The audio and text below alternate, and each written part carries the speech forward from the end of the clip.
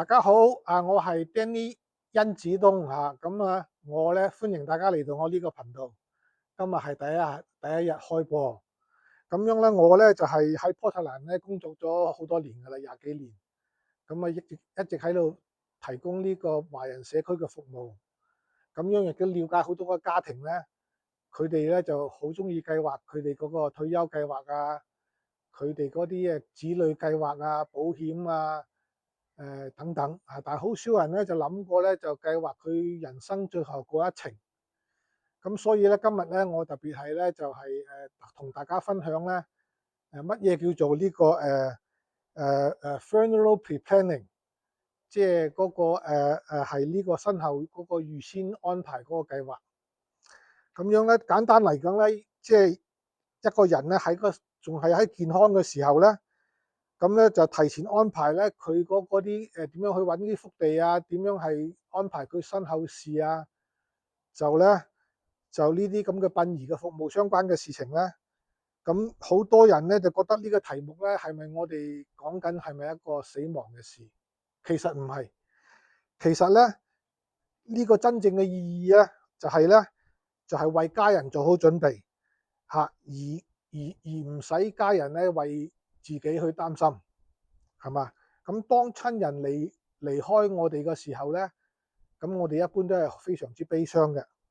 咁喺呢個咁悲傷嘅時間咧，我哋要去面對咁短嘅時間，我哋要面對處理咁多問題咧，咁係俾屋企咧好大壓力嚇，好多嘢要決定，係咪你係要選擇墓地啊，定係選擇安葬啊、土葬啊，定係選擇呢個誒火化咗算數啊，定係點樣？火化咗之後點安排啊？嗰啲骨灰擺邊度啊？咁等等嘅問題。咁啊就如果係我哋能夠喺在生喺仲健康嘅時候去計劃好呢啲嘢咧，係非常之好嘅一個事情。咁提前規劃咗呢個事情咧，係我哋喺我哋個健康平靜嘅時候咧，就有充足嘅時間去諗去安排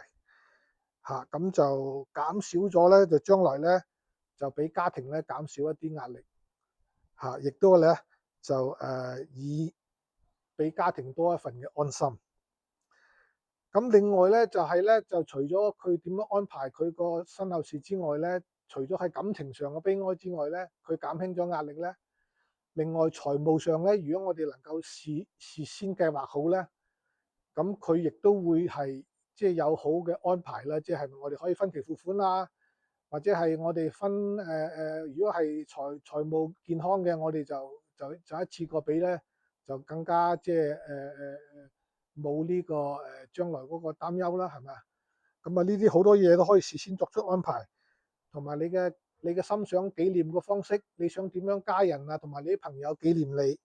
咁呢啲咧都可以事先係可以去安排嘅。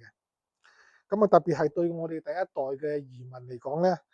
呢個係非常之重要嘅。咁我哋嘅子女都喺美國長大，佢對美國嗰個殯葬嘅制度咧又唔係好熟，係嘛？佢又未必了解嗰個父母嘅心願。咁樣如果我哋提前安排好咧，不止係減輕佢哋嘅壓力，亦都係咧表達我哋一份嘅愛心表達我哋對子女嘅愛心。